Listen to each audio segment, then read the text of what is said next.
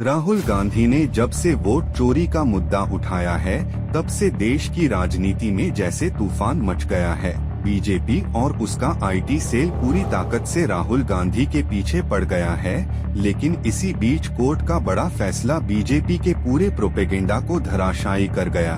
असल में कहानी शुरू होती है उस वक्त से जब राहुल गांधी ने वोट चोरी का मसला जनता के बीच उठाया और कहा कि चुनाव आयोग मिलकर बीजेपी के लिए नकली वोटर बना रहा है।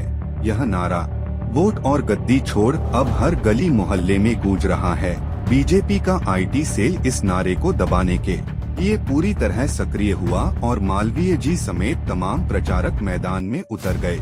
इसके बाद महामानव जी यानी पीएम मोदी और उनके सबसे करीबी मंत्री अनुराग ठाकुर ने भी मोर्चा संभाला और प्रेस कॉन्फ्रेंस करके राहुल गांधी को झूठा बताने लगे।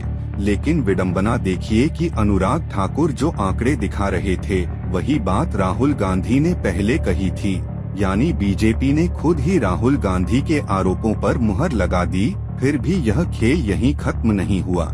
चुनाव आयोग ने तेजस्वी यादव से लेकर तमाम विपक्षी नेताओं पर केस डालने शुरू किए ताकि मुद्दे को डाइवर्ट किया जा सके। लेकिन सबसे बड़ा मास्टर स्ट्रोक तब चला गया जब सोनिया गांधी पर आरोप लगाया गया कि उन्होंने 1980 की वोटर लिस्ट में अपना नाम दर्ज करा लिया था, जबकि नागरिकता उन्हें 1983 में मिली थी।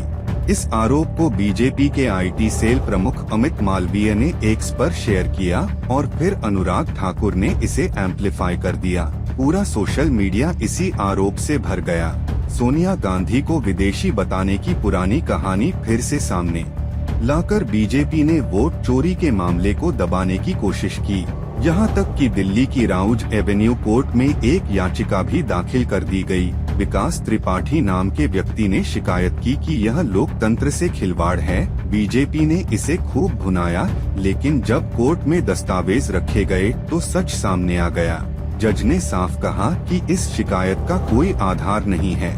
दस्तावेजों से यह साबित नहीं होता कि सोनिया गांधी ने कोई धोखाधड़ी की। यहाँ तक कि कोर्ट ने कहा कि यह पुराना मामला है और आज इसकी कोई प्रासंगिकता नहीं है।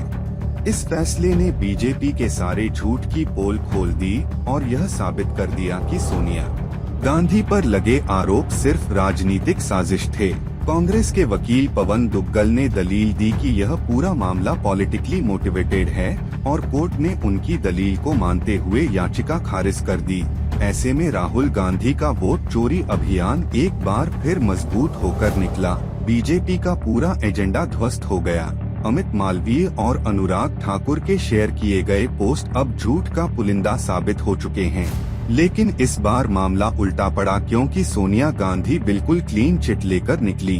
कांग्रेस समर्थक इसे बड़ी जीत बता रहे हैं, क्योंकि अगर कोर्ट सोनिया गांधी के खिलाफ एफआईआर दर्ज करने का आदेश देता तो राहुल गांधी का पूरा अभियान कमजोर पड़ सकता था।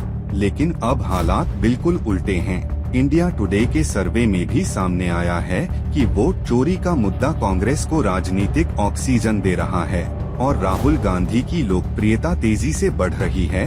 बीजेपी के लिए यह सबसे बड़ी सिरदर्दी बन गई है, क्योंकि राहुल गांधी ने वोट चोरी को जनता का मुद्दा बना दिया है। गांव से लेकर शहर तक हर जगह लोग इस पर चर्चा कर रहे हैं और यही वजह है कि बीजेपी बौखलाहट में हर दिन नया नैरेटिव बनाती है। कभी पवन खेड़ा के खिलाफ केस दर्ज कर देती है तो कभी पीएम मोदी की मां के नाम पर भावनात्मक राजनीति करती है।